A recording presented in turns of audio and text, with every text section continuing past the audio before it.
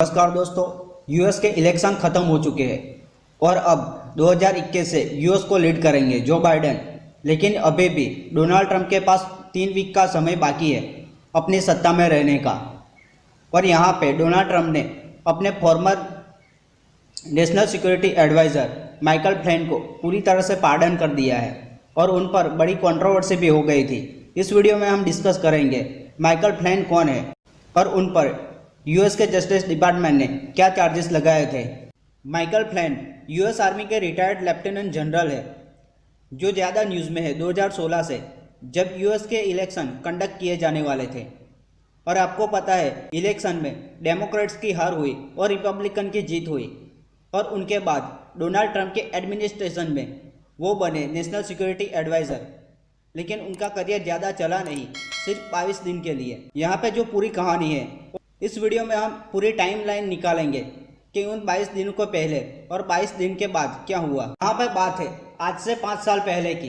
10 दिसंबर 2015 Michael Flint Russia के president Vladimir Putin के साथ मॉस्को में एक डिनर पार्टी अटेंड करते हैं जो रखी गई थी 10वीं एनिवर्सरी के लिए Kremlin linked English news channel RT के लिए। आरटी जो एक न्यूज़ चैनल है और इसका ब्रॉडकास्ट होता है रशिया से और वो पूरे वर्ल्ड में 5 लैंग्वेज में ब्रॉडकास्ट होती है। बाद में फरवरी 2016 में वो ज्वाइन करते हैं ट्रंप के प्रेसिडेंशियल इलेक्शन कैंपेन को as adviser on national security issue. उसके बाद कैंपेन चलना शुरू हो गई थी क्योंकि नवंबर में यूएस के प्रेसिडेंशियल इलेक्शन थे।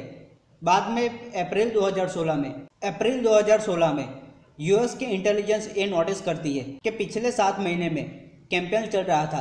तब माइकल फ्लिन और डोनाल्ड ट्रंप के कई साथी ने 18 फ़ोन कॉल्स और ईमेल के जरिए बात की है रशिया के ऑपरेटिव से। यहाँ पर नवंबर में यूएस के इलेक्शन खत्म होते हैं और प्रेसिडेंट बनते हैं डोनाल्ड ट्रंप और 18 नवंबर को डोनाल्ड ट्रंप घोषित करते हैं माइकल फ्लिन को नेशनल सिक्योरिटी एडवाइजर। उन बीच माइकल फ्लिन कई और लोगों से मिलते हैं और दिसंबर 2016 में वो रशियन एम्बेसडर सर्जी किस्लियांग से मिलकर फेतुल्ला गुलेन को टर्की में वापस किस तरह से भेज सकते हैं उनको लेके 15 मिलियन की एक डील करते हैं। अब यहाँ पे जो यूएस इंटेलिजेंस को माइकल फ्लिन पर जो शक था उनको पूरी तरह से रिसर्च में बदल दिया। 9 दिसंबर 2016 अभी तक डोनाल्ड ट्रंप ने शपथ नहीं ली। इस बीच माइकल फ्लिन ने रशियन एम्बेसडर सर्जी किस्लियांग से 5 बार फोन कॉल पे बात की। और यहाँ पे ओबामा एडमिनिस्ट्रेशन अभी भी सत्ता में है और उन्होंने रिटायरेट किया और रशिया पर आरोप लगाया कि आपने 2016 के इलेक्शन में कुछ इंटरफेस किया है। 35 रशियन डिप्लोमेट जो यूएस में थे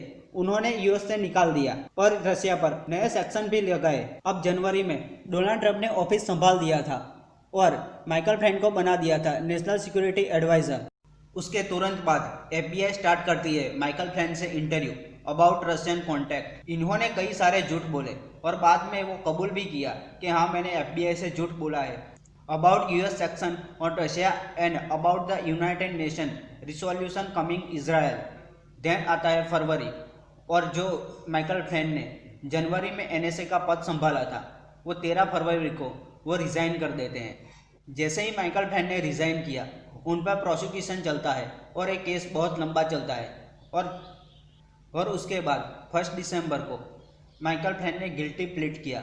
उन्होंने कहा कि हाँ मैंने एफबीआई से झूठ बोला था और एफबीआई से एक डील एंटर करने की कोशिश की कि मैं आपको सब सच बता दूंगा, उसके बदले आप मुझे जेल नहीं भेजेंगे। नाउ क्या हुआ, एक चीज़ आपको अभी समझ आ गई होगी कि डोनाल्ड ट्रंप और माइकल फ्लिन काफ़ी करीब थे।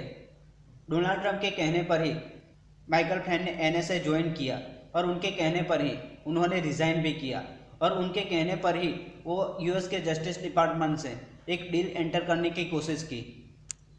और उसके बाद माइकल फ्लिन पर चलता है बड़ा प्रोसिक्यूशन और यहाँ पर डोनाल्ड ट्रंप ने एफबीआई डायरेक्टर जेम्स कॉमी को कहा अब माइकल फ्लिन के अगेंस्ट जो भी चार्जेस है उनको ड्रॉप कर दो। जेम्स कॉमी ने ऐसा करने से मना कर दिया। इनफैक्ट उन्होंने मार्च 2017 में एक पार्लियामेंट्री हाउस कमेटी बुलाई और वहाँ पे उन्होंने ये बयान दिया कि हम जांच कर रहे हैं कि क्या 2016 के इलेक्शन में रशिया का कुछ एफर्ट था और डोनाल्ड ट्रंप माइकल फ्लिन का क्या रिलेशन है रशिया के साथ और क्या बात हुई थी। लेकिन यहाँ पे डोनाल्ड ट्रंप को लगता है कि जेम्स कॉमी मेरे हाथ में बात नहीं कर रहे और उसके बाद मई में डोनाल्ड ट्रंप जेम्स कॉमी को अपने पद से हटा देते हैं। अगेन ये जो न्यूज़ है वो भी बहुत सुर्खियों में रही थी जब डोनाल्ड ट्रंप ने जेम्स कॉमी को अपने पद से हटा दिया। लेकिन यहाँ पे यूएस के जस्टिस डिपार्टमेंट में टेम्पररी बेस पर डायरेक्टर बनते हैं रॉबर्ट म्यूलर, और रॉबर्ट म्यूलर पहले से ही वादा कर देते हैं कि मैं पूरी तरह से जांच करूंगा माइकल फ्लैन, डोनाल्ड ट्रंप और रशिया के बीच क्या संबंध है और रशिया ने यूएस के इलेक्शन में क्या इंटरफेस किया है। उसके बाद मार्च 2019 में म्यूलर रिपोर्ट आती है जो अगेन बहुत सुर्खियों में रही थी। म्यूलर रिपोर्ट के अनुसार ना तो ट्रंप और ना ही ट्रंप के साथ ही रशिया के साथ कोई डील साइन की थी और ना ही यूएस के इलेक्शन में रशिया का कोई हाथ है। उसके बाद ये केस बहुत लंबा चलता है और आ जाता है जनवरी 2020। यहाँ पे माइकल फ्लैन कहते हैं कि जो प्रोसिक्यूटर है वो मेरे ही खिलाफ एक्ट कर रहे हैं, इसलिए मैं सारे गुनाह कबूल करता हूँ। लेकिन फिर मार्च 2020 में कोरोना वायरस आता है और लॉकडाउन हो जाता है और यहाँ पे यूएस के जस्टिस डिपार्टमेंट ने मई में ये कहा कि हम माइकल फ्लैन के खिलाफ जो भी चार्ज हैं उनको ड्रॉप कर देंगे। लेकिन यहाँ पे जो जज है उन्होंने ऐसा करने से मना कर दिया।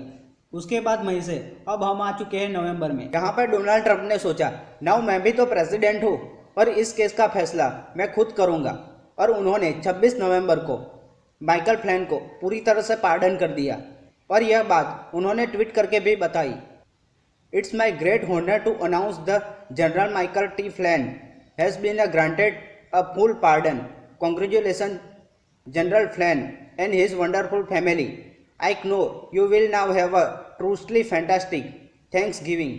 यहाँ पर डोनाल्ड ट्रंप ने जनरल फ्लैन को पार्डन करके एक तरह से उन पर जो भी चार्जेस लगे थे उनको ड्रॉप कर दिया और उनके पर कोई प्रोसिक्यूशन नहीं चलेगा।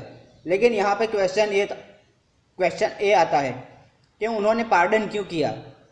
देखिए, पहली बात एक ही डोनाल्ड ट्रंप अब यूएस के इलेक्शन हार चुके हैं और 2021 से यूएस के प्रेसिडेंट हो गए जो बाइडेन। दूसरी बात कि जनरल फ्लैन डोनाल्ड ट्रंप और डेमोक्रेट्स के काफ़ी करीब थे।